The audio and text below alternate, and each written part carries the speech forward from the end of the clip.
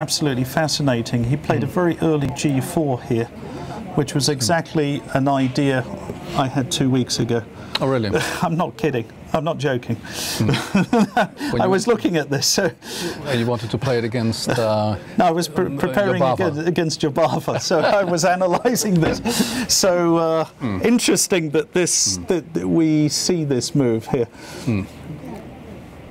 So did you speak to Magnus before? No, I didn't speak to Magnus at all. I don't think Magnus... I think Magnus has better things to do than to listen to my recommendations.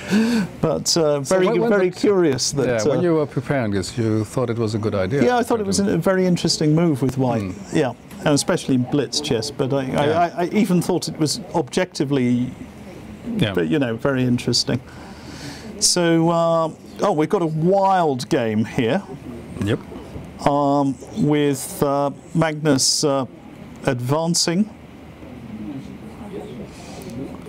animalistically on trying to throw everything at him.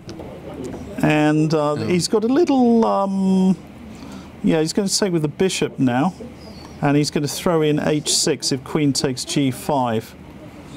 So this is interesting. H6 is kind of quite annoying. I think he's going to take that and rook g1, I'm guessing. Bishop takes. And then things are fairly normal. Well, normal looks good for white to me. Looks very dangerous. Rook g1. That bishop now on e5 is it's very well placed. And the black king stuck in the center. Black king is stuck in the center. Feels a bit silly, huh?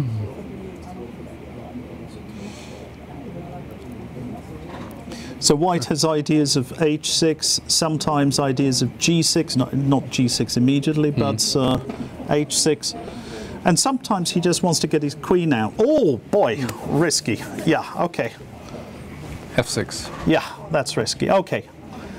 But yeah, well, it's a way of trying to break the pressure. I mean, that bishop was very, very powerful on that square. So that's an interesting decision. Is it any good? I've got no idea. And I guess that Fabi is going to try and castle queenside as quickly as possible. So, you know, something queen d7 and castles queenside. Yeah, in fact, it looked like a nice move, this f6. Yep. Queen d7 he's trying to definitely solved a couple of things. Well, no, it's a radical approach. So he's done as I predicted. Castles. It's not exactly safe there, but it's safer. And also, by the way, he's got these ideas of moving his bishop out of the way and king b7, getting the king into even more safety, if need be. Well, and what is white going to do with his king? And it's a question on whether c takes d4 is a good. Yeah, that's a good move by black, and looks.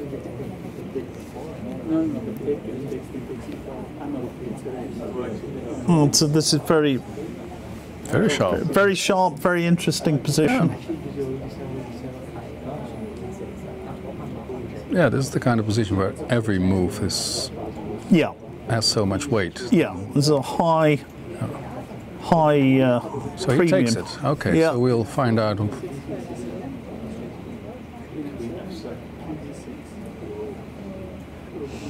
So what is... Can you play rook d1? Well, rook d1, queen takes f4. Oh, he's done it. But queen takes f4, queen takes e6 check, king e c7. He's got a check on f7. And... Oh. Yep, you got your piece back. Is that possible? He's got h takes g7 now. Yeah. Looks pretty killing, doesn't it? Yeah.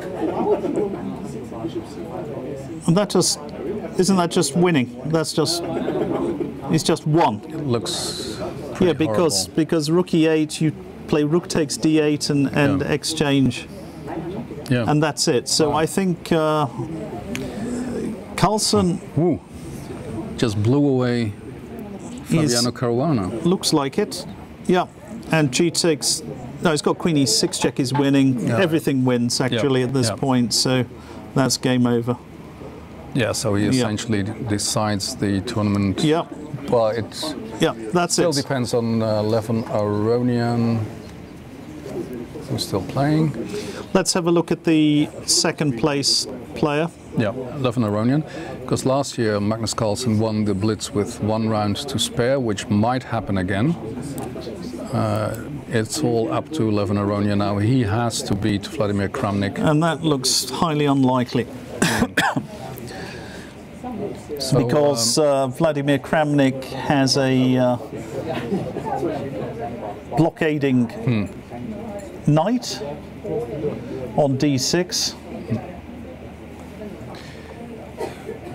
And unless he can round up that pawn, well, maybe get some chances there. But rook c8, rook b8 should be rook c8 and rook b8. So he's gone this way.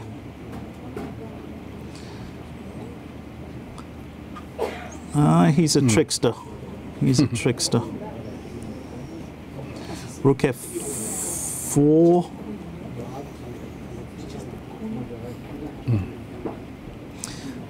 He's quite good for an old man, isn't he? Vladimir. Vladimir, yeah. Oh, yeah. Yeah, he should continue complaining and play till he's 90. Yeah.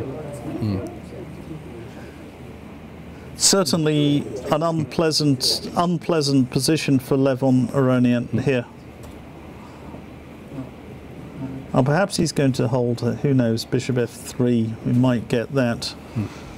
He wants to put that bishop on f3 and sort of cement his position. So this comes round. Naturally, that's the ideal square for the bishop, because it controls the black knight. Actually, the black knight coming into b5, c4, attacking e4. So it's controlling all of that. So black has to come with the king? Or? He has to come with the king, and this is a question of tempi, whether black is going to well, actually he has to go king. No, he's going to make a draw with repetition. I think he's just going to make a draw, rook b8. He's ready for that, Yeah. This looks like handshake time. So, well, if that happens, then that looks like it happens. So once again, Magnus Carlsen wins the Blitz tournament with 1 round to spare. He's taken a 1.5 point lead over Levin Aronian. Very impressive, actually, his play. It looks as if he's enjoying it an awful lot. I mean, he's been kept in the house for 3 months. He was not allowed to play outside, and suddenly said, "Today you can go." And it's with this kind of happiness that he's playing and just killing them all. So can you give us the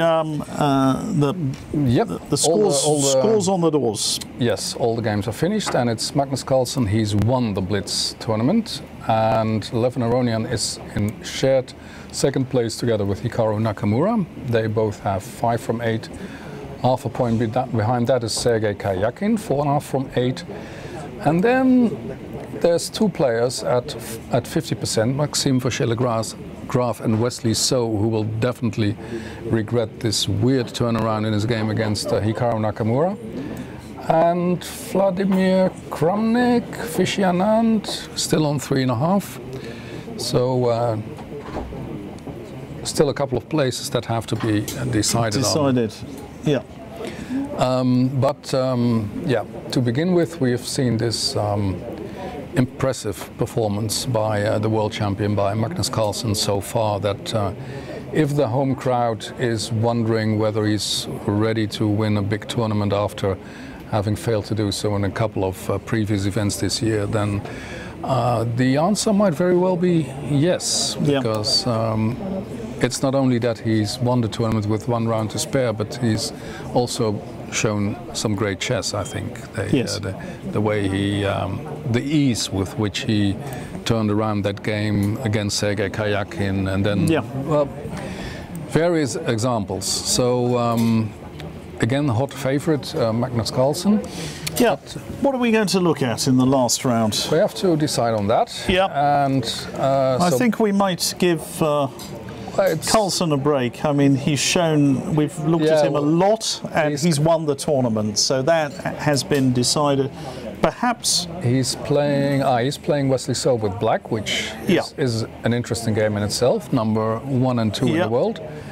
But it's Nakamura and Aronian who fight for second place. And they are playing, Nakamura is playing Anand, and Aronian is black against Caruana. I don't know, I feel tempted to go for Carlsen. Carlsen. Okay, let's go for it. Let's pay tribute to Magnus Carlsen. Yeah, and, we're here in Stavanger. And where's Carlsen from? He's from Norway, isn't he? He's from Oslo. Oslo. Or what Oslo. is it? This, one of a suburb of Oslo. Okay.